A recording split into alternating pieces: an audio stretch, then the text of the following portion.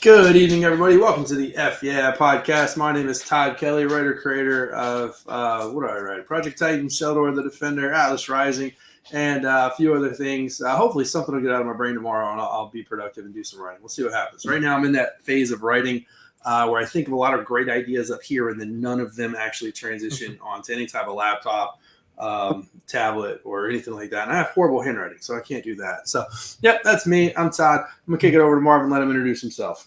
I am MD McDonald, writer, creator, artist, letterer, colorer for Swerve Comics. I'm also a rapper / actor and producer, and I do astronaut on the side, just a little bit. I go to space every once in a while, but I come back and then I'm here, and that's all you need to know about me.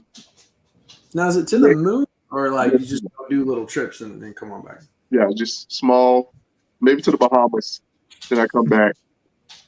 All right, respect. Well, Caribbean. Space Bahamas. Yes, that's outer space. All right. And I'm gonna kick it over to the one true Nick. The one true Nick. The one. That's right. Nick Pietmeyer. I own Fallout Comics. I'm also the chosen one on the side. I'm not an artist, rapper, producer, writer. I'm just here for a good time. I love it. And then our guest honor of the evening, I'm going to go ahead and let him introduce himself because I won't do it justice. So Mr. Jonathan Hedrick. All right. Yeah, I'm Jonathan Hedrick, writer and creator of several indie comic books like The Recount, Capable, Quicksand, and right now I'm hustling SpillBlood, which is on Kickstarter right now. I'm also here for a good time, too. Awesome. All right. There we go. Awesome. Well, thank you for joining us, Jonathan. Our moderator, who's me, in a second we'll get the Kickstarter link in the comments for anybody who's watching and wants to go back that. So we'll get that squared away. So while we're figuring that out, would you go ahead and tell us, how did you get started, man? You know, obviously you've worked on a few titles and been published with a few different publishers, and we'll chat about that in a minute. But where did it all start? What made you want to get into this industry and start this journey? Yeah, man, I've always been into comic books since I was a little kid. It all started with the Ninja Turtles. Nice. I was a child of the 80s, so that cartoon, had a big impact on me. And I remember seeing the comic book adaptations of the cartoon at the grocery store. Started picking those up off of the spinner rack, and then that just started the addiction of comic books. Nice. That healthy addiction. And then, in the 90s, we had the Batman animated series, the X-Men cartoon, the Spider-Man cartoon, and all that stuff fed more into the comic books. You got those 30-minute Saturday morning cartoons that, left you wanting more. So I went to the comic book store and, kept on deep diving, and it just turned into what it is now. And I was always a writer as far as that's what I leaned more heavily on and excelled more at it in school. Always just, writing in journals, short stories, a lot of short form stuff, poems and whatnot. But about 5 years ago, I decided to take a crack at writing a comic book script. So I adapted a short story that I had written. That was about 3,500 words. And I studied comic book script writing through, checked out some sources online, checked out some books from the library, and I converted that prose script to a comic book script. And after that, I was like, what do I do with it? I had this comic book script.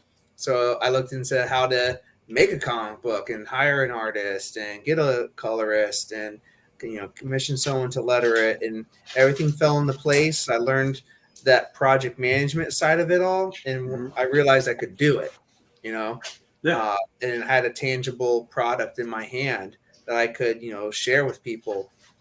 And that's all she wrote. I started, kept on doing it. One project led to another, and here I am now talking to you guys about another one. So it's been great. It's been fast and furious, but I'm here for it all the way. There you go. Now, what was that first title you wrote? It's called Freak Show Princess. Yeah, I funded it myself, printed 500 copies, gave some to the local comic book stores. It was really like underground style. I didn't know anything about crowdfunding. I learned that afterwards. I eventually did try a crowdfunding campaign.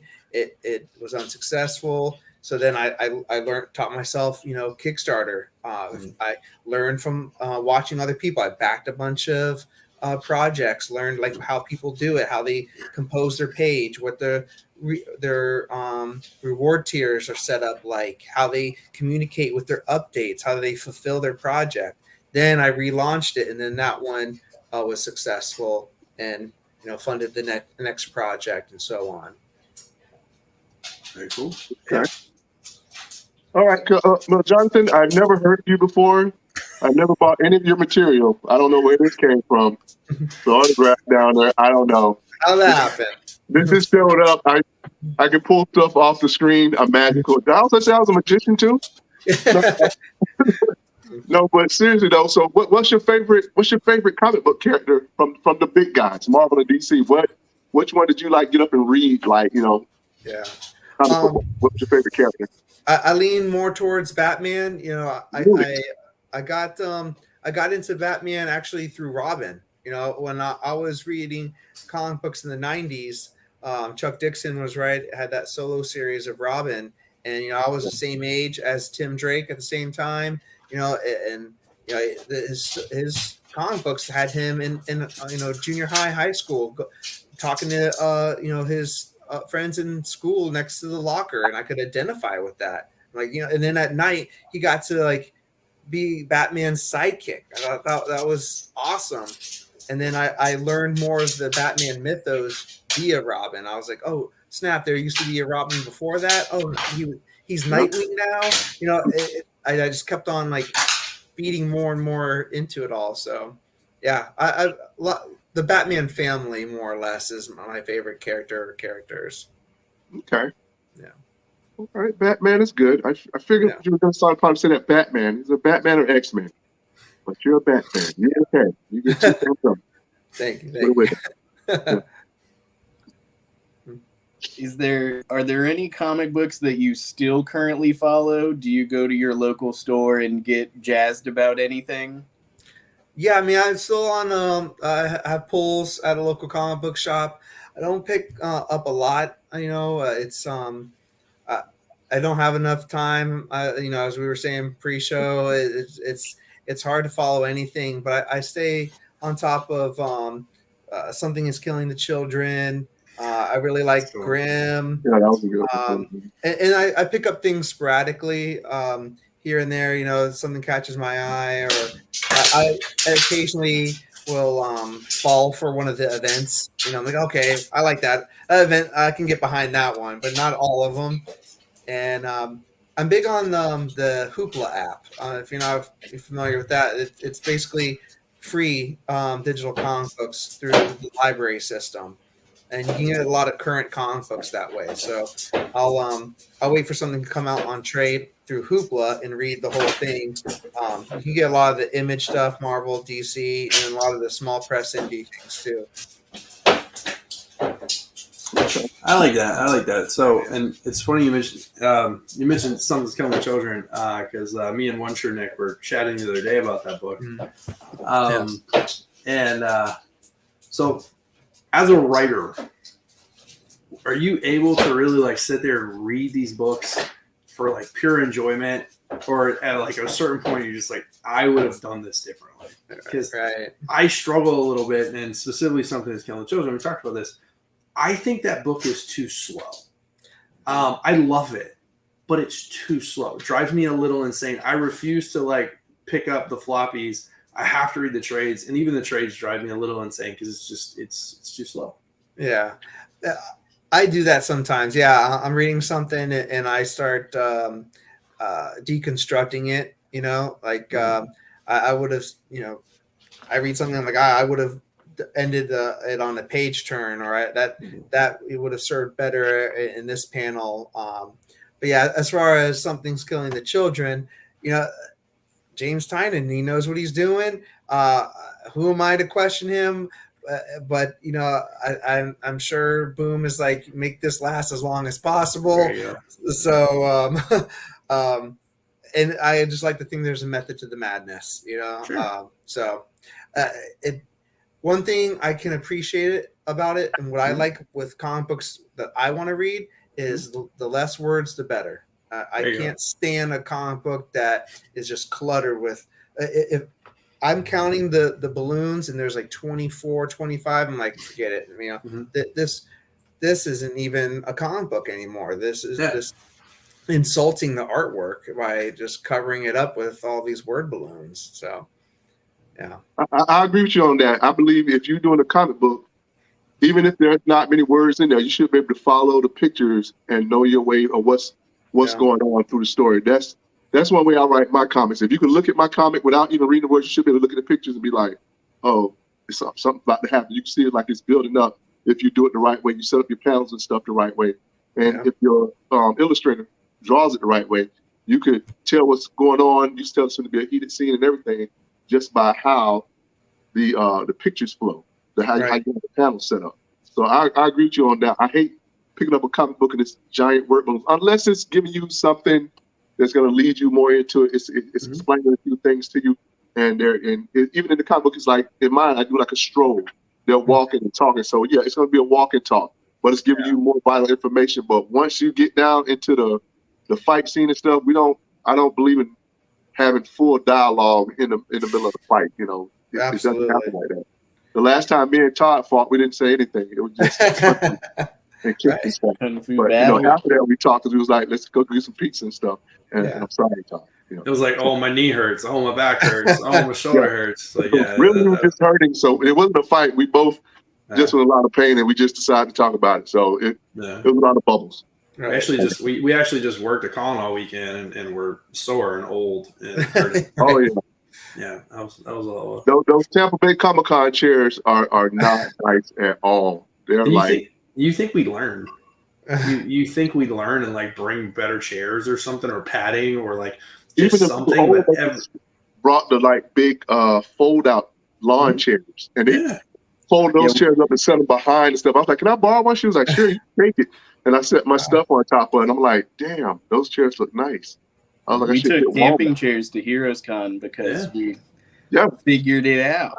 I know better now because Jesus Christ. But sponsored by Better Chairs. Better Chairs at Tampa Bay Comic-Con. All right, put us back on track. It's your go. Your go. Oh, it's my turn? Yeah. Fine. I will put us back on track as the chosen one. Well, cons are a good segue. Do you have a favorite convention you've gone to? Or do you have, well, we're probably not going to bury anybody, so don't give us your least favorite, but is there like a regular circuit you like to do? We can bury folks. Well, I being in Central Florida, MegaCon is like my home con. Thankfully, I've been able to be a guest there the past 3 years in a row. So the Fan Expo has treated me well. I've gone to a few of their other city shows this year. So was in Portland in February and then Philly in June. So I'll as long as Fan Expo keeps giving me a spot at MegaCon, I'll go to their other shows in other parts of the country. But that one, and I'll have some local shows to me. Space Coast Comic-Con. MD might be familiar with that one. Yeah. That's where he probably stole that Capable comic book off my table. And, I probably walked by and I said, look, there's a squirrel. If you look for a squirrel, I took the book and I ran off. So you got it. That damn squirrel gets me every time.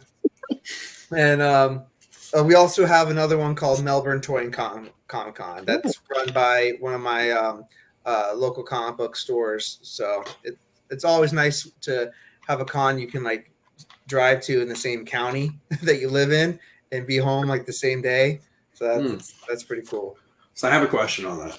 Yeah. Throw this out there. This is going to be a tough question. Real talk. So your con that is like 5 feet from your house, right? Mm-hmm. Is that the one that you arrived the latest at? Because I find myself typically being extremely late to that show. I have no idea why, but that's usually the one I'm the latest to. I'm just super neurotic, and I'm always like early to everything. I don't know. Even before I was in the army, I was an early person. So like I did well when I was in the service. If you're on time, you're actually late is the mentality. I'm always way too early to everything, and I want to do well at a Hispanic birthday party. I'd be the first one there before the guest of honor and everyone else. But yeah. So I've never been late to a con that I'm aware of, but it's nice to not have to be an hour early and truck all your stuff in. Like I actually was able to leave my things and go home and come back to a local con to me, which is I couldn't imagine doing that at like a out of town con. So Right. yeah. Any con folks that are watching that, I'm still gonna be late. Jonathan's awesome. Yeah. But yeah, I probably jinx myself now. I'm still gonna be late. And you won't have any product. I You'll be will- late. You'll have nothing. Yeah, we're not. Yeah, that's about right. I have no comments on that. I am always on time. Thank you. Bro, we beat you to Tampa. What? Yeah, but I was still on time. I wasn't late. Debatable. We're okay. Sir, why you bringing up old stuff, man? That was like, That's like last So week. we're just gonna bury each other. Yeah. Well, yeah. That's life. That's like, life. We're here. Right. We're here. All right. So Fan Expo, MegaCon, those are some of your good ones. So one of the ones we always like to talk about. Have you had any interesting celebrity experiences at cons? I ran into in Savannah. Sorry, my cat really wants to be involved. In Savannah Comic Con, I think it was 2021. I ran into what's his name, the actor that plays Flash Gordon. Oh, Sam. I think I was at that show. Yeah, I think we met him too. Sam Jones. Sam Jones, yes. Yeah, that's funny. I think I was at that show. Yeah. Did he trade stuff with you? No, but I just had this like weird interaction with him in the bathroom. I knew he was there, and I ran into him in the bathroom, and I had to say the only thing I really know from Flash Gordon, which I know through the movie Ted, which was "Death to Ming," and he just goes, like, yeah, I haven't heard that one a million times since Ted came out. Oh my god! But that's great. Yeah, that was just a cool little like experience. That's funny. No, I think we did that same show because he was there and he came and he traded merch with us. Oh, and nice. Like he just showed up in the morning. He just kind of traded merch and cool. Was actually he was just super cool dude. So that's funny that you ran into him in the bathroom though. So, what's your Nick? I don't think we ever asked you that one. Have you had any interesting celebrity experiences at cons? Recently, it's not really a celebrity experience, but it is a funny story. So, one of the people who came with me to help in my booth cosplayed as Spider-Man. Okay. And he told me that he went to the bathroom, and this little kid, as he was like coming in, was like, "Holy crap, Spider-Man!" And his dad's like, "Yeah, heroes have to go to the bathroom too." And I was just like, "This is my favorite interaction I've ever heard." It's like, "Yeah, Spider-Man's got to go pee sometimes," because they never write that in the books, guys. They're never like, "Oh, real quick, I got to use the bathroom at the Stop and Rob." In this onesie. Yeah, and he did say he's like when he had to go to the bathroom, he's like, "I don't know how Spider-Man would actually do it. This is a pain to like get all the way out of and get back in." But I think like my least favorite interaction. Do any of you remember MC Chris? I don't know if he's still relevant, but he used to do the "My Backpack's Got Jets" song about Boba Fett. Yeah. That guy, not cool. Do you think he'd be really cool? And then I met him and he was like a jerk. And I went, oh man, that really sucks. There's Yeah. some people where you regret meeting people that you think are really cool, and then I don't know. Maybe it's because he wasn't going to be popular for very long, so he just had to get all his jerkitude out. He was that one hit wonder. Yeah. Wow. That's funny. Only famous person I met at Comic-Con was Todd. That was it. It's So like that, huh? that's my story. I'm gonna stick with it. And then he You never gotta- stopped talking to me. He kept coming by my table. I was like, "Sir, what do you want?" Bro, you got to go to better cons. And he was like, I don't know. So that's it. My story right there. That's funny. Well, you had that one that when The Rock showed up and his dad was there, which I think in Kissimmee. Was you at that one, Todd? The Rock showed up? I know his dad was there. I didn't know if The Rock showed up. His dad was there, and then all of a sudden everybody started running. Oh my God, The Rock is here, The Rock is here. And like he showed up. I think it's like it was his dad's birthday or something like that. So he came and chilled there, took a couple of pictures, and then he like dipped. I mean, that's kind of cool. I'd Here's the deal. probably. I wanna was meet at The Rock. I was at I that didn't show. want to And like outshine nobody, so I thought I'd go like last. You know, I didn't want to like, oh my God, The Rock. I was at that show, and if that happened, I'm like, Todd was late, so he didn't He was late. see The I Rock. was late actually. I was legitimately very late to that show. Sorry, sir, you missed out on The Rock. It doesn't matter. It doesn't matter. You suck. So, That's Jonathan, can you tell us about your Kickstarter? Yeah, we should probably talk about that. We're Great solid. segue. 20 minutes in. Let's roll. Yes. SpillBlood, one word, no space between it, is live on Kickstarter. We have 10, 11 days left in the campaign. Fully funded. We were funded in 28 hours, which is fantastic. Only the second time one of my Kickstarters ever did that. I don't know, like 10 Kickstarters. So what is it about? It's a 36-page one-shot in black, white, and red with art by Stefano Cardicelli, who I've worked with before on a few other titles. And it's about this haunted priest who sits in a confessional booth all day listening to people confess their sins. And then at night, he turns into something else and he removes those sins from the planet. So he doesn't have to hear people come to his confessional booth and say those things ever again. So it's a very dark one-shot comic book. If you're a fan of Punisher, Ghost Rider, Spawn, I think it'll be right up your alley. Okay, that sounds pretty cool. I like that concept. So I have to ask, what inspired writing this? It's funny because Stefano sent me the first image. He had did a pinup of SpillBlood before we even knew what it was called, and it was just this, red and black image, a skull floating on top of this like dark, figure. I thought it looked like priest robes and holding, guns in each hand and a halo behind his head. And he said to me, I want to make a comic book about this. And I was like, all right, I'll brainstorm some ideas. And, I saw like the halo. And I thought, maybe let's go something religious. And, I saw the guns and stuff. So I was like, let's make this like a violent, religious, creepy, old like 90s Dark Horse comic book.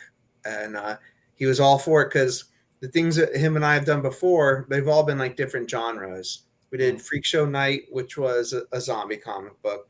Then we did Space Cadet, which is an all ages story.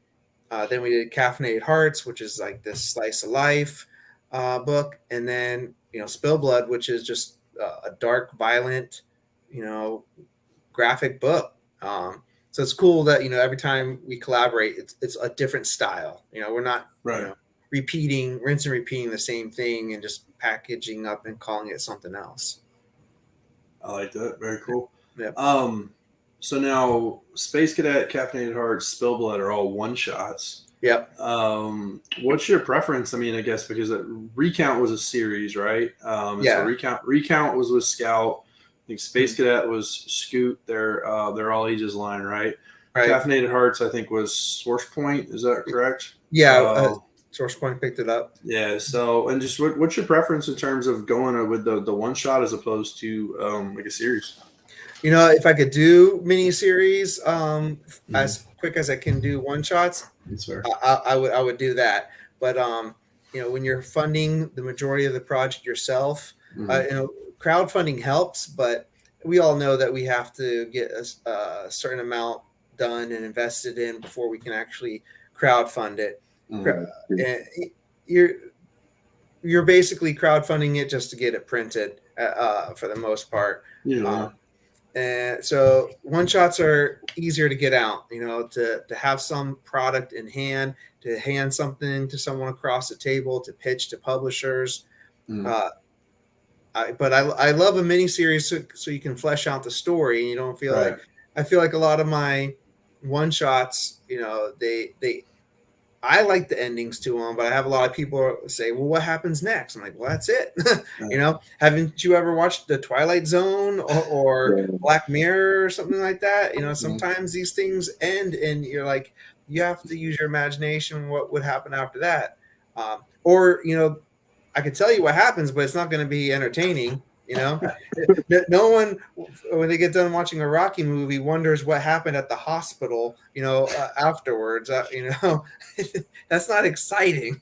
Right. You know, well, I wonder what Jello flavor he picked when, you know, he was letting the brain swelling come down from getting knocked around by the Russian. It's like, that's not exciting. Do you write your one shots in a way so if you ever did want to go back or connect them to something else, do you have like a greater world in mind with any of them, or is it just like, I'm gonna just do this today and I'm gonna do horror tomorrow and I'm gonna do superheroes the next day? It changes from one to the next. Like Hyperware is one where people ask me a lot, like, is there going to be another one for that one? I'm like, no, that's a one and done. You know, that's very like, I like to reference Twilight Zone with that one. It's like that's how it ended. You're not getting any more of that. Could there be more of like a Caffeinated Hearts? Because Caffeinated Hearts really, yeah, it was 4 different stories one day in this coffee shop. There could be another day at that coffee shop. Right. Then like Freak Show Night was actually a companion piece to Freak Show Princess. They're like, you know, they're not really sequels, but they're, you know, they're along the same path. There's some connectivity between them. So it all depends from one to the other. As far as SpillBlood, you know, I'm already brainstorming a second one shot, but I don't see it as an ongoing series or even a 4-issue miniseries. Maybe 3 separate one shots. You know, that would be really cool because you have 3 one shots that are 36 pages each. Then you collect them. That's a 108-page graphic novel. You know, that's how many pages was in the 4 issues of Recount plus the Ashcan pages. So why not do it that way and not feel rushed to put it, you know, one out 1 month after the next, invest $14,000 in a 4-issue miniseries, and then spend the next 3 years trying to get back into the green or break even.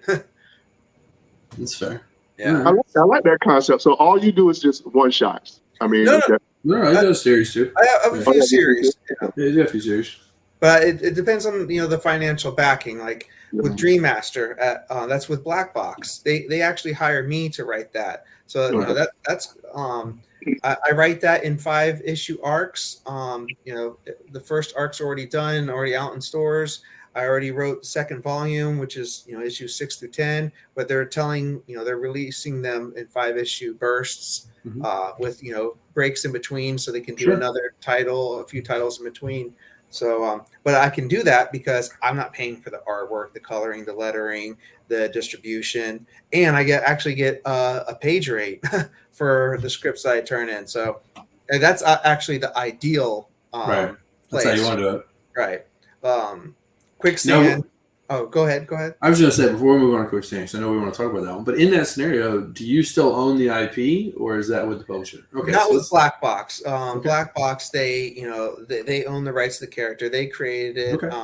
They hire out all their talent, including the writing, and they gave me like a page and a half synopsis of what they were looking for Dream Master. Yeah. And then I returned, what I would do over a volume. And then they said, okay, go ahead and write that. And now, I have a green light to write volume 3, and we're already talking about volume 4. So hopefully Dream Master will be around for a long time, because I don't have to produce it. I just get to write it, and I get a box of comps when it comes in. And thankfully the reception for that has been pretty good. I get a lot of people saying that they dig Dream Master, which is great to hear.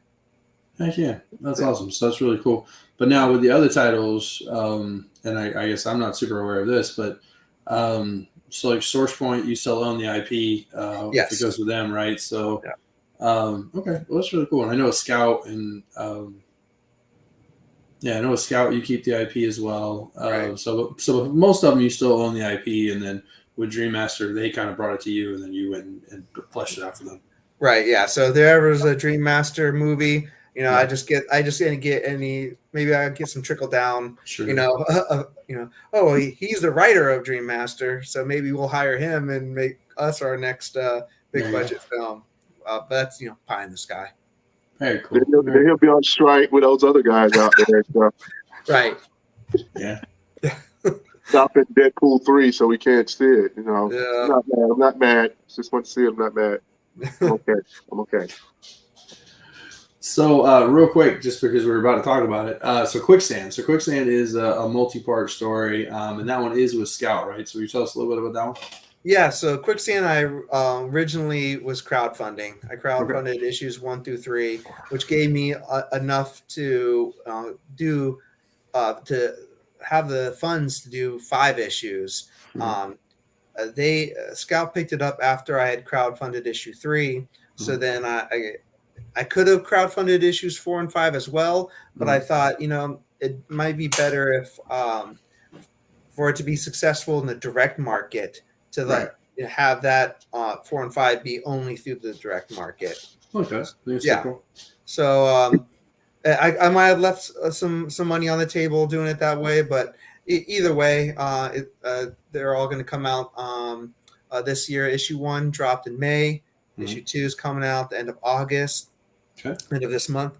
And issue 3 and 4 are available for pre-order. So yeah, it's a really cool sci-fi, what I like to call a grounded sci-fi story. We hear sci-fi and we think, outer space because of Star Wars and Star Trek, but this is one on a sci-fi story on Earth.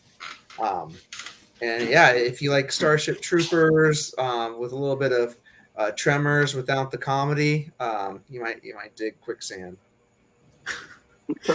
I'm trying to picture Tremors without the comedy.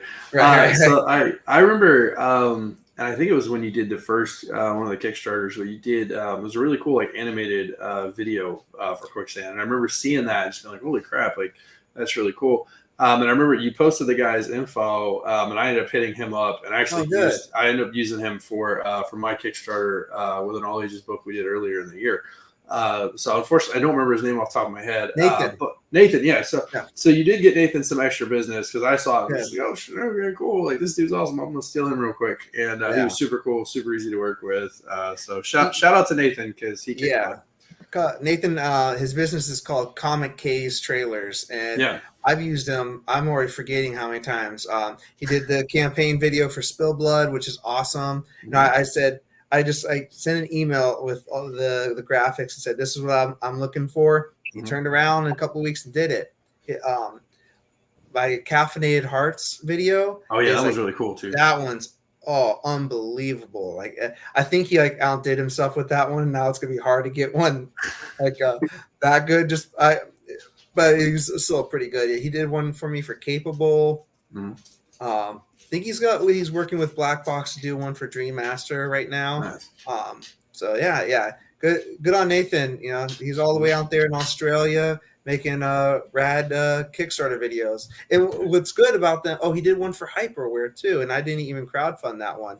I just was like, I need to help promote this one. Yeah. So I hired him to make me a 1-minute Hyperware video so I could promote that book too. Well, he's pretty reasonably priced. I thought he's priced really well for what you get.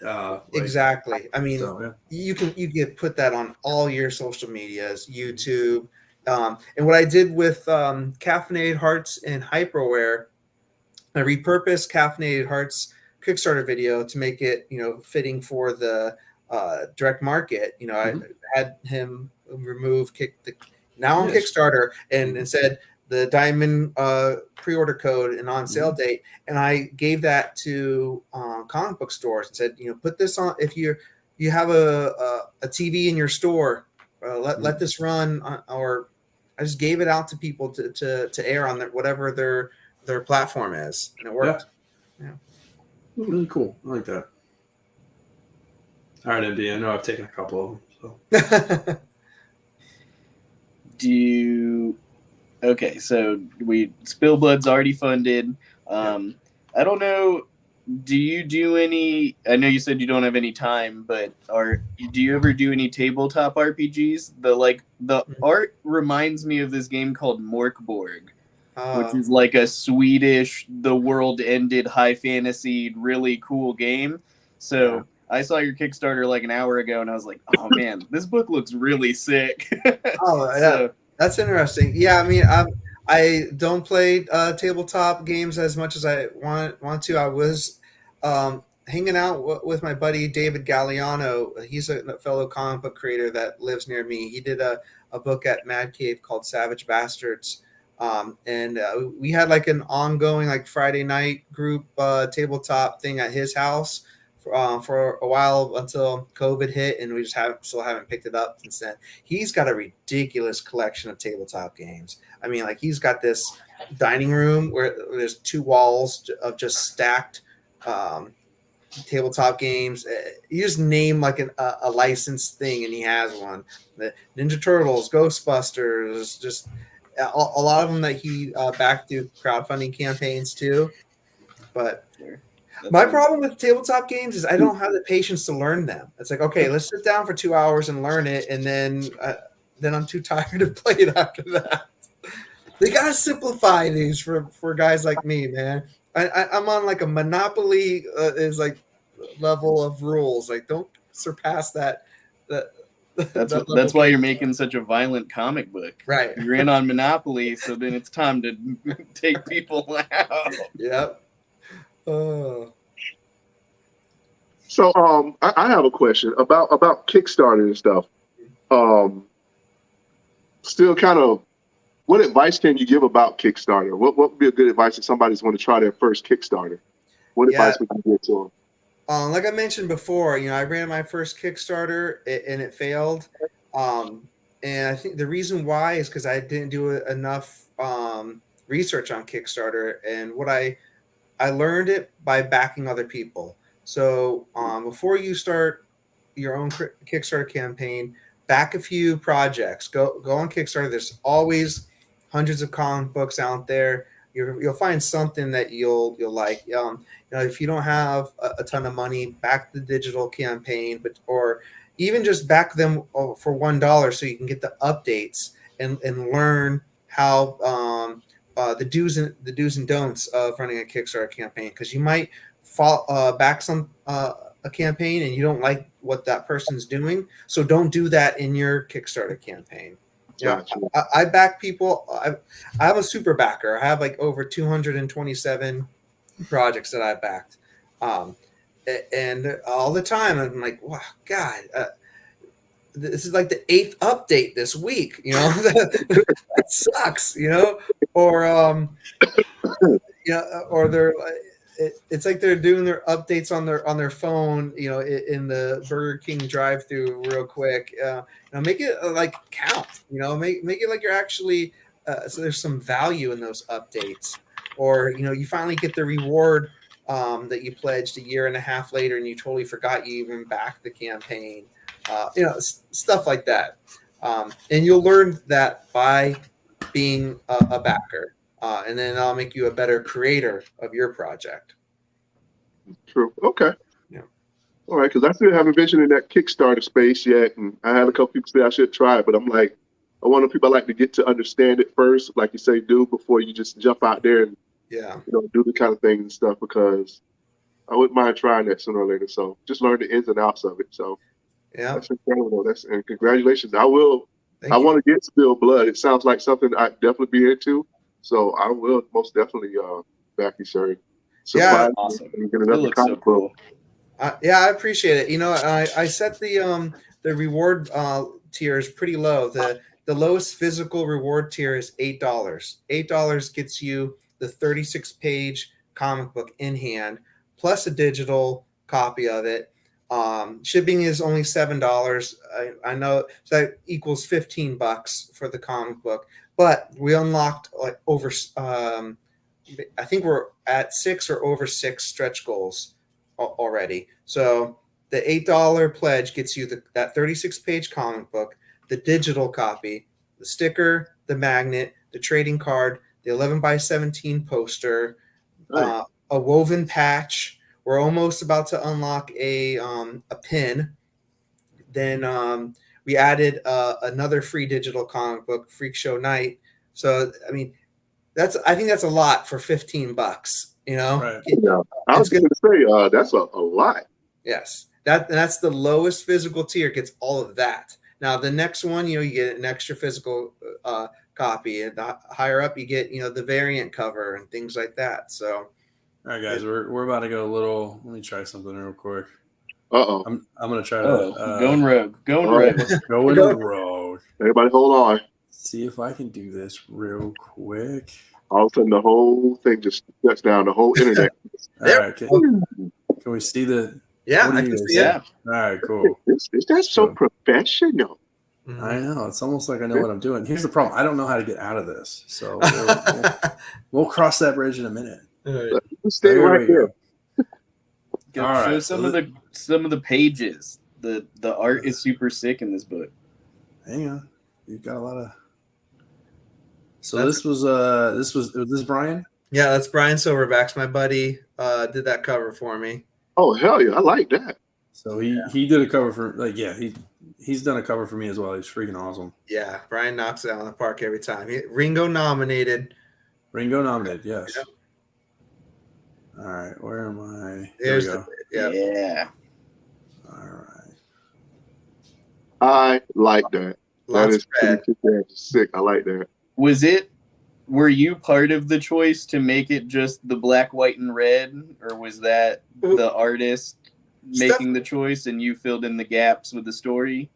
Stefano and I kind of went back and forth. He originally wanted to do this digitally, and I was like, "Yeah, go for it, man!" Because all the other books I've done with him, he's inked and watercolored traditionally, and then he flopped. He's like, "Oh no, maybe I'll do this traditional." I'm like, "No, man, let's do something different.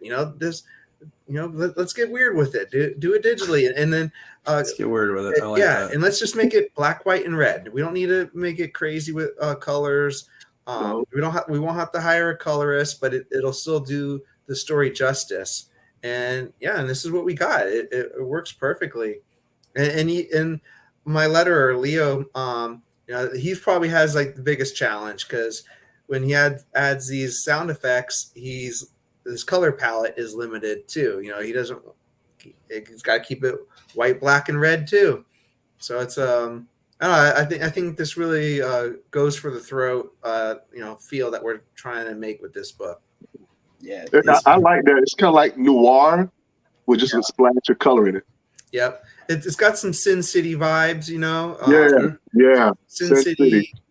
Someone compared it to Grendel from the old Dark Horse day. So this is a really cool version of the character Death from it's an anime I'm not remembering. Oh well, yeah. It'll come to me this panel looks very Hellboy. Hell yeah. There's definitely some Mike Mignola vibes in here too. So if you're this is my favorite page of them all. And we're gonna have plenty of splash pages, because with Stefano, I usually keep him no more than 4 panels a page, and every 4 or 5 pages I gotta let him just go full throttle and and do a big splash page. Yeah, That's sick. Yeah, I like that. Yeah. I don't know. When I do my comics, I be trying to see sometimes how many panels I can fit on one page and still make it flow. Right. I think the most I got on one page was like 12 panels, but it all flowed because I have a panel inside of a panel, and it all still flowed. But I don't think I overdid it yet. And I do like the splash page, but I'll definitely get that. Yeah. Thank you. Yeah. I mean, with Stefano, the more panels, the harder it is with his style. So that's why I keep it, 4 tops, 4 or 5. I think there might be a 5-panel page in there somewhere. Now, do you find that, because you've worked with Stefano a handful of times, as you guys have worked more and more, like you kind of, like you said, you kind of just like take the governor off and just kind of let him go. Do you find yourself just being like a little more, like less descriptive in kind of what you're trying to do? You just like kind of give him a pretty broad like strokes on the page and just kind of let him roll? My art direction is super short and sweet because I learned, first of all, he knows better than I do. And plus, he still will show me the layouts. He's like, "Is this what you're looking for?" There is a language barrier with him being Italian, but he does write well in English. But sometimes things get lost in translation. But for the most part, it's just better.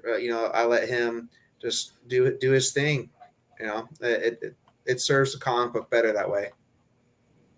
Okay. No, but that's definitely nice though. So, your writing style. What kind of writing style do you think that you have? I mean, because you write all kind of genres and stuff. What is your favorite writing style? I mean, how do you put it together? What is your format to putting your stories together? I mean, you can go at it, brainstorm it, or It all starts from different sources, but I like to think of it all. It starts with the what if concept, and then you go from there. What if this element in our world was different, and then you can kind of write a story from there. Like with Capable, what if one day people around the world with disabilities mysteriously gained superpowers that are opposite of their handicap, and then the story just went from there. So I like to start off with, you could say, like a what if scenario, and then brainstorm it out and find the story along the way. Okay, I like that. So obviously I do, like, sometimes I do a brainstorm, write down certain things, and then just tie it all together and then let the story flow out of there. But that's a cool concept too. I like that too. Yeah. I mean, it's not always as organic as it can be. Sometimes I'll think of one scene before the next, and I don't know where that's going to come into play until I start fleshing it out, on paper. But that's the fun of writing. You just kind of let the pen and paper do their thing, and eventually get a story out of it. Yeah, I know how that feels. That's how I wrote book 3 before I finished book 1 and 2 on hardcore. As I started drawing out action scenes, and I just kept going with it. And next thing I know, I was done with the book, and I was like, "Oh shit, I got to do, I got to do that. I got to do that part." Yeah, but hey, it worked. I got 3 done. 2 is done. I have all those. I have both 2 and 3 published at the end of the year. So nice, okay. Awesome. I'm not tooting my own horn though. I'm not popular. I'm not faggot. Don't get that wrong. I'm over here like, cool. I get to read 2 and 3 finally. The MD does not stand for man damn. You know what I'm saying? That's what it stands for. It stands for maybe delicious. I don't know. I'm not gonna put no words down. But it's me. That's what I figured it might stand for. You stayed humble with the maybe. This is the true Nick right here. The one true Nick. The one true Nick right here. I like this guy.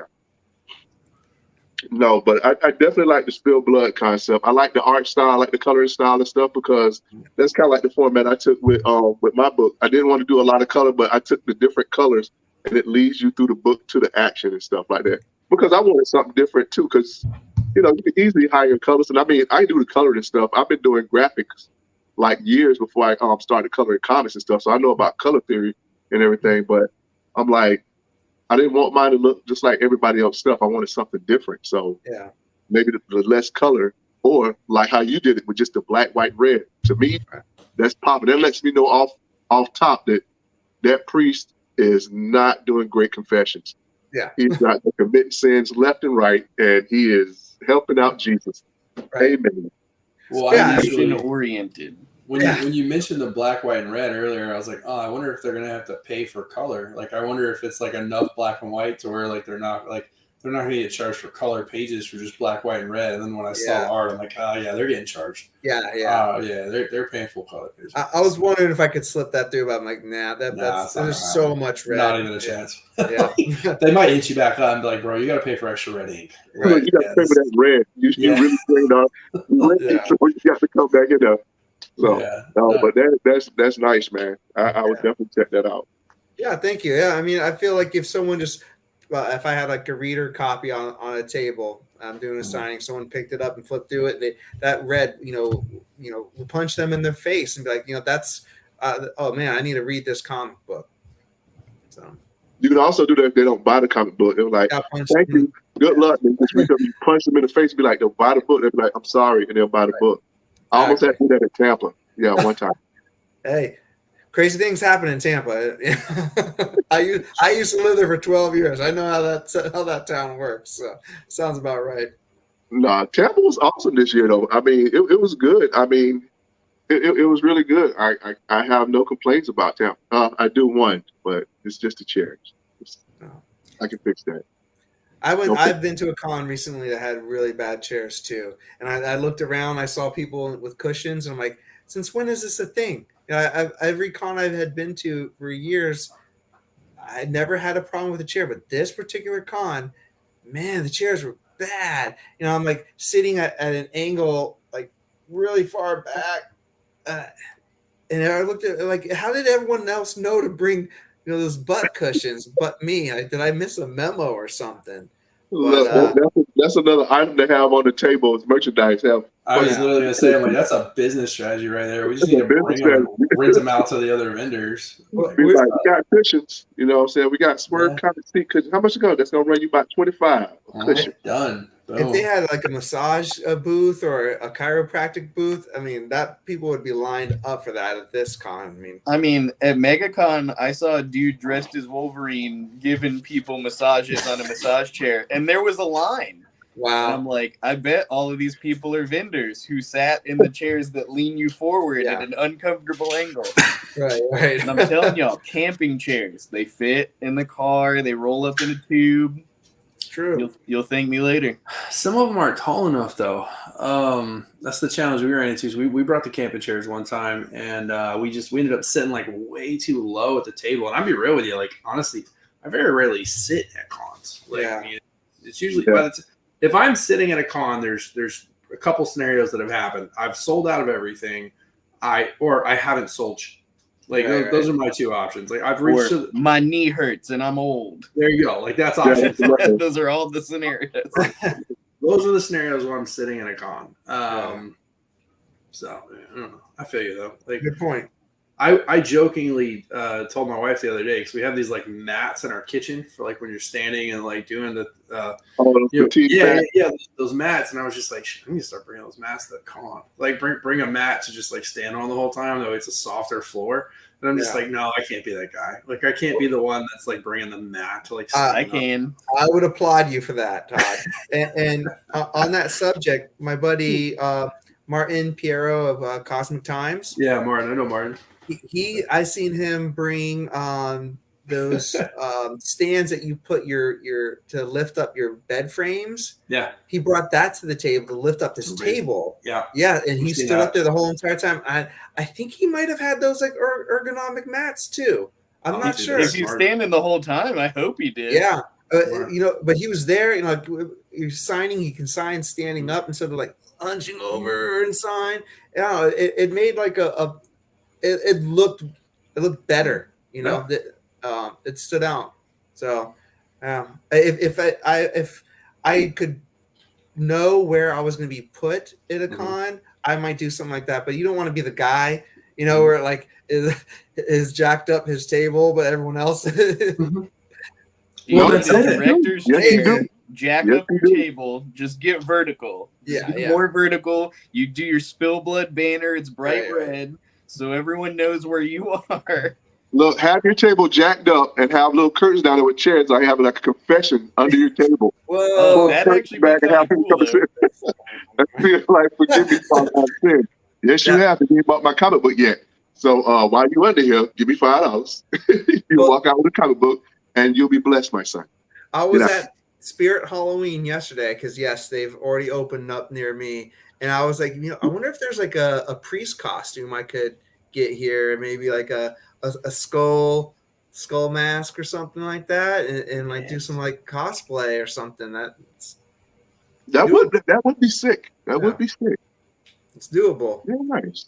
Yeah, I just think that's cool. The whole concept of the story is something different. yeah. Thank you. Now, do you have a lot of the other books that you've worked with? You published through different publishers. Do you have somebody lined up for SpillBlood, or are you making them come to you and be like, "Hey, like, who's giving me the best deal? Let's go around."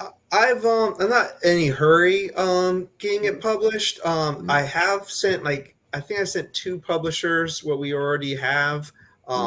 Basically what you see on the Kickstarter. Just it doesn't hurt to feel test the waters early on. And have something down the road already planned when it does get complete. But you're limited with certain publishers when you only have part of it done too. So Sure. I have a couple of publishers I would love to have it picked up with, but that haven't heard back from anyone quite yet. But again, I'll only send it out to like maybe 2 publishers so far, just to let them know. And then there's always the excuse, San Diego Comic-Con was 2 weeks ago, so they're going to be using that as an excuse for 2 or 3 months. For I was going to say for months. Yeah. Months. Yeah. Oh, San Diego Comic-Con was 2 months ago, so we can't check our emails when we're pooping or anything like that.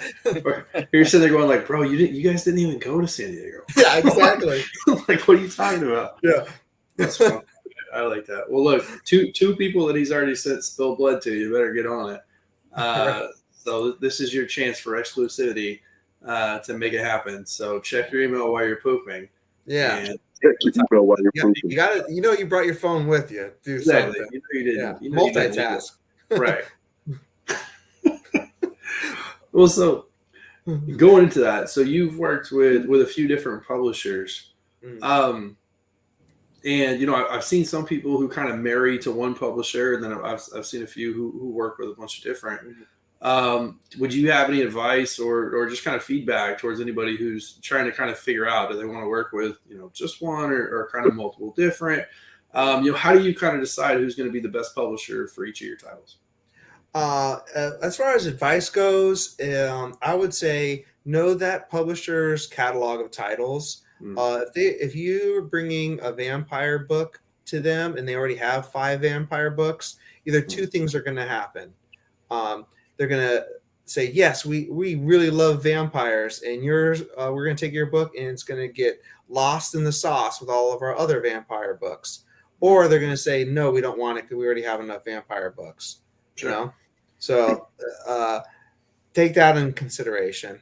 And then read those contracts, and don't be afraid to don't get starstruck when you get a yes and then just sign the contract. Look it over and just see if there's something you don't like. Ask them if they can change it. There's something that they wanted from your comic book. They're not going to say, oh, never mind, this guy's a jerk because he wants something changed in his contract. No, maybe they'll be open-minded and raise that percentage up, or shorten the contract when it's back in the IP's back in your hands, or whatever it is that is making you a little uncomfortable with.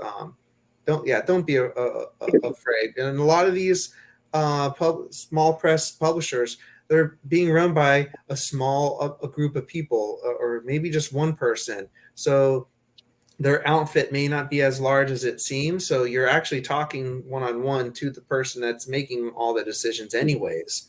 So, I wish I could go back in time and renegotiate a few things before I sign the contracts, because I might be in a better place right now. But who knows? Yeah, you live and Hindsight learn. 2020. I was Exactly. gonna say though that's how you get the experience and that's how you grow. Yep. So no, very cool, very cool. So what do you think is a hot genre right now for comic books? Oh man, I'd say not safe for work stuff is that's always going to be a good a popular thing in comic books. If you go on crowdfunding, you'll Kickstarter, you'll see that those are doing very well for the most part. Uh, Say what you want about it, but that's just what it seems to be statistically. Sure. Yeah.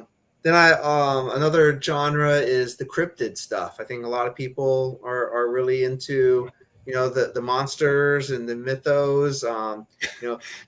Bigfoot, Cthulhu. Oh snap!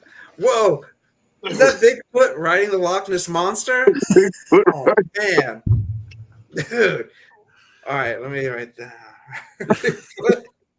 And Loch Ness monster. Hey, Jonathan, write us a story from that tattoo, right? right. Just became a cover. That would be a good one.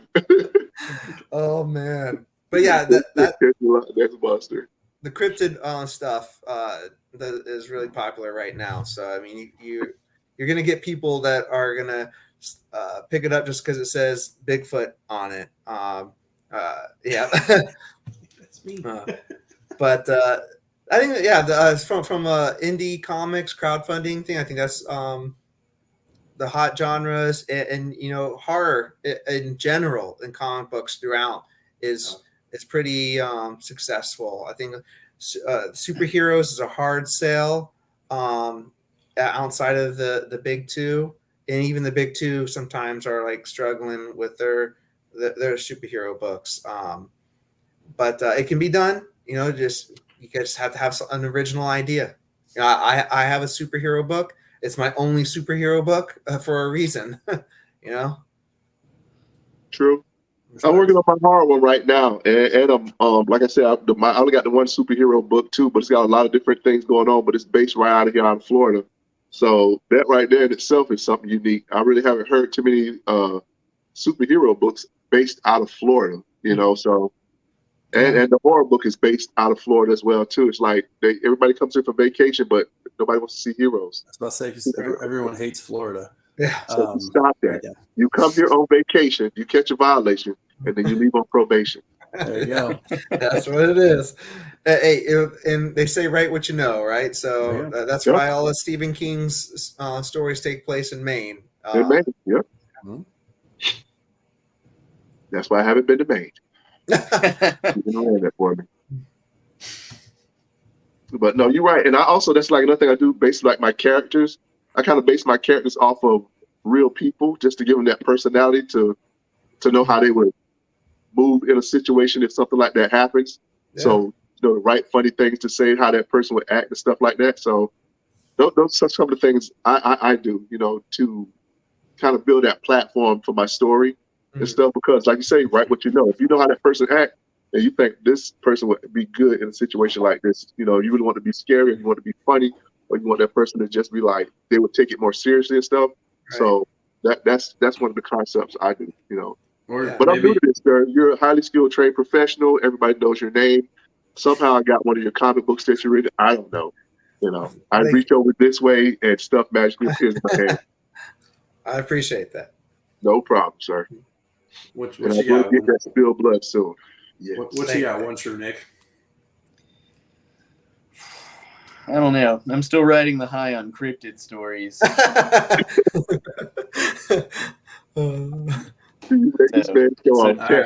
assuming that in your brain right now, Jonathan, for now post SpillBlood, we're going to the moon on cryptids.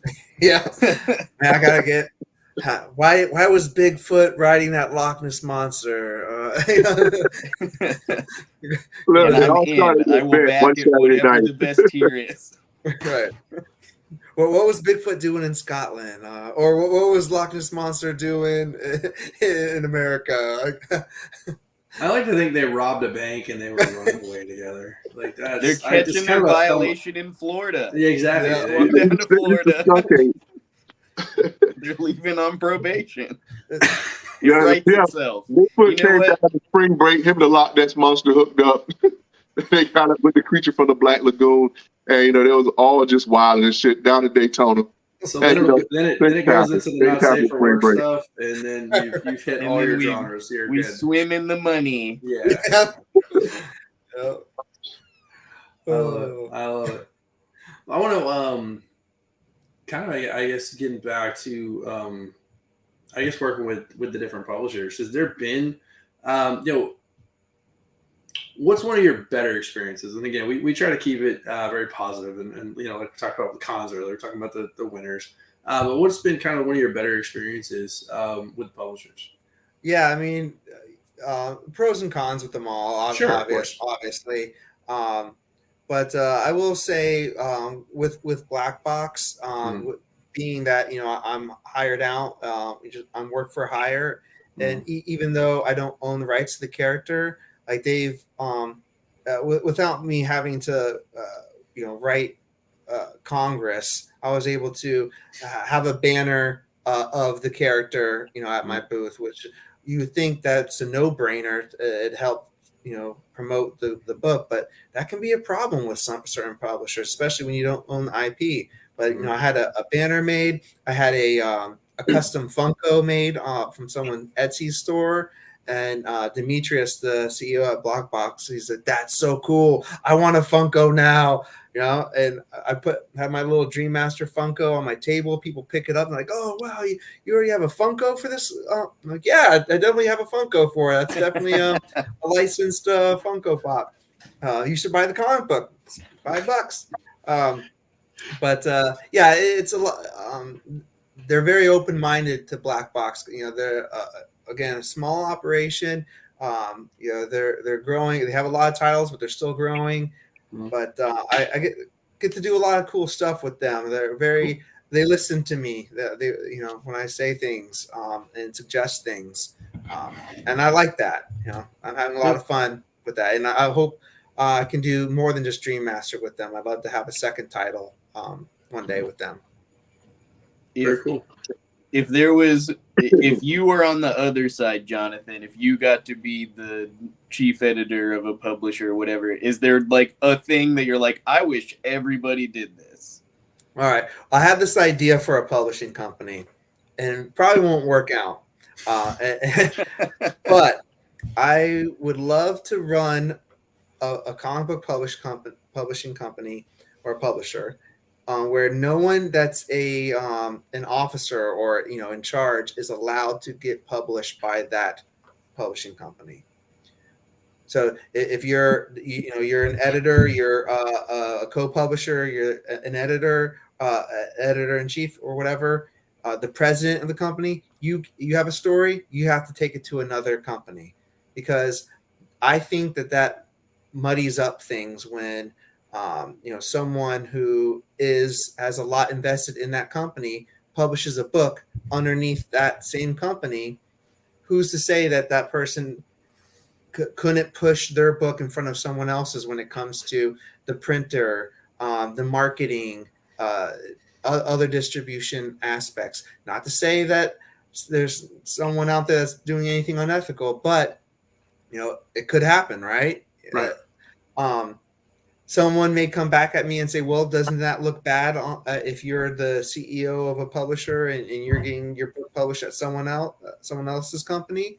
Well, it's not like we're gangs, and we're fighting people for turf and territory. We're all in this together. We're all creators. You should be building each other up no matter what publishing company they're at. So I don't know. That's the concept. I'd like to see that more often. I'd like to see, the owner of this company get a book published somewhere else and not their company. Because to me, it's like that's a no-brainer. Oh, did you go through the submission process like everyone else did? No. Maybe not. That's funny. Well, so it's interesting you mentioned that the gang war and stuff like that. So because we've kind of recently run into a little thing. So me and One True Nick, we're based out of Tallahassee. Okay. Oh, okay. And so there's one con in Tallahassee. All right. There's one true con in Tallahassee, and that's every July. And recently, another con has popped up in Tallahassee. It's going to happen in November. Oh boy! And this is like caused some drama, and it's kind of almost like a gang war, real quick. Like, all right, whose side are you on? Like, where's your loyalty? Like, are you going to this? Are you going to that? That's funny. So you mentioned Martin, because Martin posted like a TikTok, like flat out like calling people out, like hey, look, if you go do this show, like you're not loyal to the other show. Oh wow! And it was just it was all very interesting because we've never dealt with any of this. Like again, it's Tallahassee's a very interesting market. Yeah, we're not Orlando. Yeah, we're not. Have Like, shows every other weekend. There's not a lot of depth here, and so for another show pop up again, it's interesting. And as soon as you mentioned that with the publishers, like I thought about the cons, because the cons are very territorial. They are. Yes, that's and I didn't know that. I never understood that. Like to me, like I just when I got into this industry, I very much just I kind of idolized it and put it on a little bit of a pedestal, and I didn't really understand the people and the personalities and the egos behind it all. To me, they were just all great people because they were putting on Comic-Cons. And Comic-Cons are like the coolest thing in the world, so they have to be good people. Yeah. And very quickly learned that that's not the truth. And very quickly learned that like some people will be offended, like if you go work a show. I didn't realize that people would be upset if I went and worked this show 1 month and then went and worked another show another month, completely across the state. I didn't know like they had beef. Like I found out very recently about a couple of promoters that really didn't like each other. And I was just like, I had no idea. Like, I was just like, oh my God, dude, like, what is this? Yeah. So, and to hate on someone just because they're a creator and they want to sell their product somewhere else, it's not like the cons were on the same exact weekend and they had to pick and choose. True. Yeah. Come on, man. That does happen, though. It does happen. But I mean, the same city, same weekend. Right. Yeah. But no, again, it's just interesting to me. It's very interesting the egos that are here, and again, it's a business too, right? So like it's very much a business. So again, I don't know, just. But if it's business though, it's all about making money. Right. Now I know in Orlando they usually have a bunch of cons and stuff too, and I mean I've been to one con in Orlando where due to the fact a bigger con had happened that weekend before.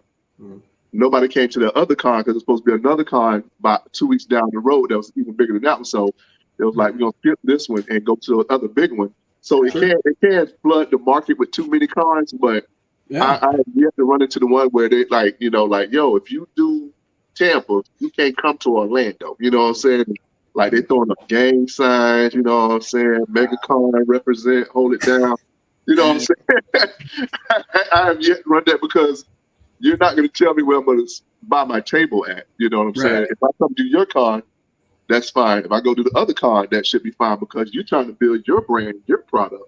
And if you're using them as an outlet to build it, why should you care? Because if I can put both of y'all again next year, I'll be back again. The business should be about business. Take your ego, take your emotions, get all your feelings out of it. Stay logical. Everybody make money, man. That's just like, people go to your table, they buy Titan. Then they come down to my table, they don't buy hardcore. They go to the next table and they buy something else. But then somebody come to my table buy hardcore, and then they skip your table. You shouldn't get mad. It's just like it's whoever picks whatever they want to have. You know what I'm saying? Well, I can tell you personally, because we did Tampa together, I saw so many people walk by with your stuff, and every time I sat here and thought, fuck yeah, he got a sale. I'm so happy for him. I'm glad that you're crushing this show because you were, and it was really cool to watch so many people, and it was ridiculous the amount of people that were walking by that had your prints, that had your book, and every time I would kind of nudge original Nick in the elbow, like just in the shoulder, boo original Nick. Classic Nick, not the new recipe Nick. But I would shoot him like, yo, Marvin got another sale. So no, I'm with you, but again. Also, I will say what helped me out this year though was just I don't know. Everybody liked that full size helmet, that 8-ball helmet. everybody stopped, and it was like, and then I looked up, and it was like, yo, tell me your story, man. And I like just go at like it. Jonathan talked about with that Funko Pop, like it's just very merch. Like it's if you can get something that draws them to the table, like that's your chance. Like the biggest thing about cons, get them to your table. If you can get them to your table, it's all salesmanship at that point. And it might not even be that. They might just walk out and be like, yo, I want everything on the table. And we all know that. That's great. God bless you people. Yeah. But, you know, at that point, it's just salesmanship. But, like, from a merchandising standpoint, what can you do to get them to the table? And that 8-ball helmet looks freaking awesome.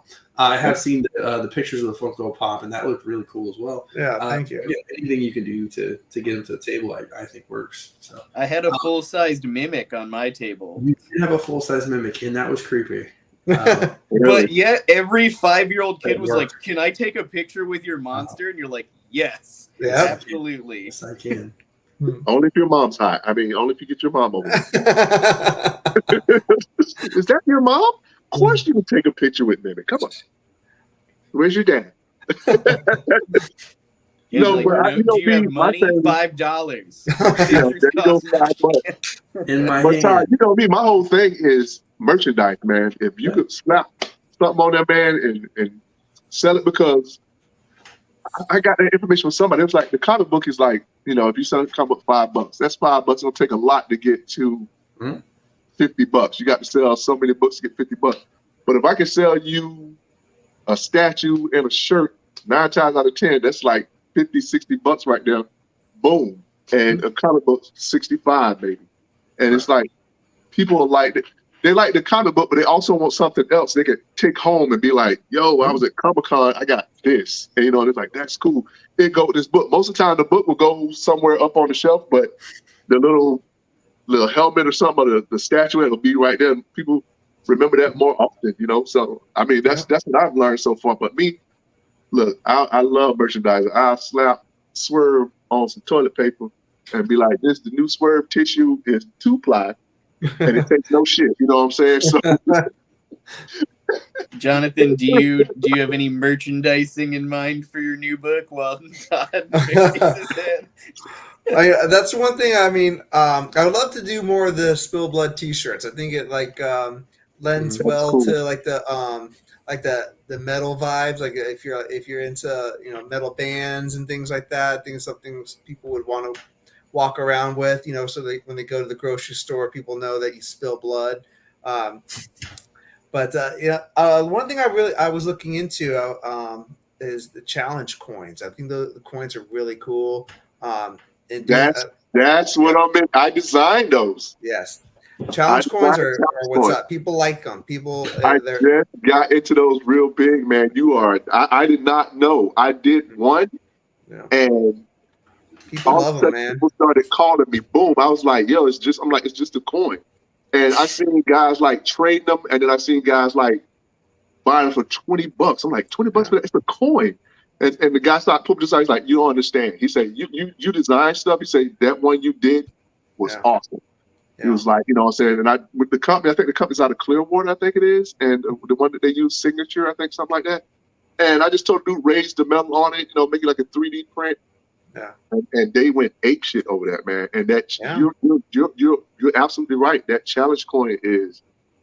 Yeah. If you put your cool skull priest on a coin and I walked by your booth, I'd probably be like, I'll take one of them. That's pretty cool. Imagine if you just do one for like each title, and you do one, like, oh man, this year I got to go to his booth because he did it one for Capable. I got last year's SpillBlood. I got to get the Capable challenge coin.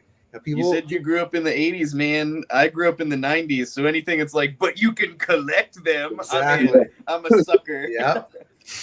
And then you do the case. Then you have the display case after that. $100. The coins, you got to have somewhere to display them and stuff, man. Right. It's crazy. That would be cool, though, to have a SpillBlood coin and have it like in that blood red. Yeah. I was looking at the gunmetal black. I was looking at that one for one. That would be banging, too. That would be very nice, man. I can see. I'm already putting together a design in my head right now. That would be so fucking cool, man. From just from what you showed me, that would be badass.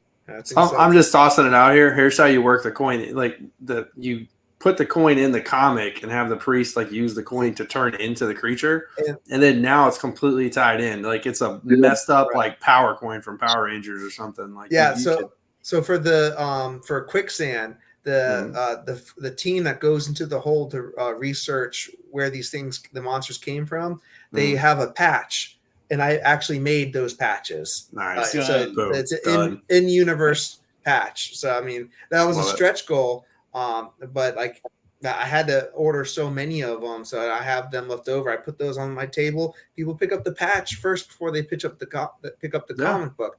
So then I'm explaining them how the patch fits in the comic book. Now they want the patch and the comic book. Yeah, they don't even care. It's like, look at that cool patch. So they go with the comic book. Like I said, like I was telling him in town, but people just looking at the helmet. They was like, whoa, that one dude, he was just sitting there. He like walked from the table and he stood back and kept looking at it. And like slid off to the side and kept looking. I'm like, this bitch finna grab my shit and like run. I'm like, I say, so you like that? Yeah, man, that's badass. I would love to purchase that. I'm like, dude, I just got that done. Yeah, for the record, we wouldn't have caught him. No, we wouldn't have because we was both hurt like hell. I've been like, yeah, that was a rough show.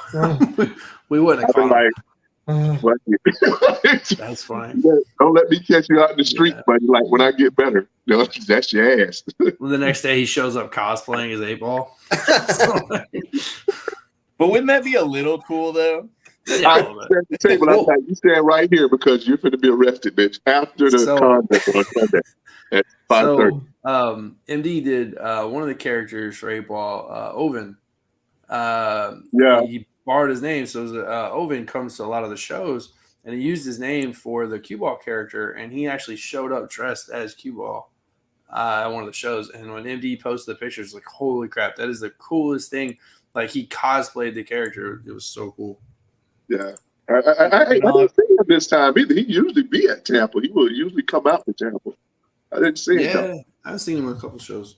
Yeah, we're gonna all have to coordinate and all be the priest from SpillBlood. No, thank you. And we're gonna line up longer than the Spider-Man line. Nice. Them. And you have to give people massages with your elbow. That's right, with your elbow, and then we'll make all the money. All the monies. That's great. It all comes together. Well, then now I'm just trying to figure out who makes more money at the cons, the food trucks or the massage people. Like, no, probably that soda people. Wild Bill? Charge $12 for a Coke. Yeah. I'll do it. Yeah. You go to Wild Bill, you buy that cup, man. How much it cost for the refills? I'm not sure. It wasn't too bad. They lock people in with that. Well, it's a convention, so it's like, I don't know, $95. Yeah, but I think because I was gonna say I bought my cup from MegaCon when we was at MegaCon, and I was just getting that. I don't know. I probably got diabetes that day. I drank so much soda. You know what I'm saying? But it was cold. It was good. You were sitting there. You pitching your story. Your mouth getting dry, and that soda was like on time, man. But I will tell you this, Mr. Jonathan, sir, you're onto something about that challenge coin. That would be super fantastic, awesome. Yeah, I hope I get it made. I was looking at it in case I could fit it in for a stretch goal reward with this campaign. I just don't think we got the time in this campaign for it. But if we do a follow-up to SpillBlood, or if it maybe for a direct-to-market promotional release type thing. Yeah. I was going to say, though, maybe that's something you do for the website where it's like first 100 people to order it, like have access to like this promo or something. Like, cause I think there's something to it. Cause I know you do different sales to your websites. I think you actually have one that's ending today. Yeah. I did a $5 flash sale on a lot of exclusives of the recount, man. I'm glad I did too. I get to keep the lights are on right now because of that sale. But yeah, I like to do giveaways. I do, I just started doing Whatnot a few months ago. I was really anti Whatnot for the longest time, but then I turned around and made it work for myself. And I do giveaway shows that help promote my comic books. And at the same time, I make a little bit of money on the side. I don't do any auctions. I theme the show like, all right, this is going to be Quicksand. I give away 10 copies of Quicksand to people who may not have knew about it. And maybe they'll go to their local comic book store and ask them to pull the rest of the series. And then I have I load up the buy it now with exclusives, rare copies of the Kickstarter, and I usually at least make my money back for what it costs me to ship those freebies out. So it's a loss leader, and it's me talking about my comic books for an hour to a captive audience. So Very cool. if you're any creatives listening and you're not doing that on Whatnot, give it a shot. Watch one of my shows. You're giving your product away in the best way to get it back to yourself. That's fair. Okay. I respect that. I like that. All right, we are getting towards the end. So what do we have for final questions, gents? What do y'all got? All I have to say is I want to spill some blood. That's what's up.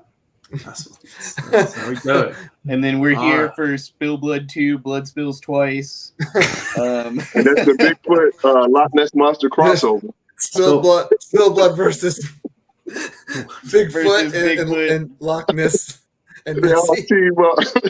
Yeah, I'm a team up on SpillBlood. The priest is out trying to pray for Bigfoot though. The not safe for work edition.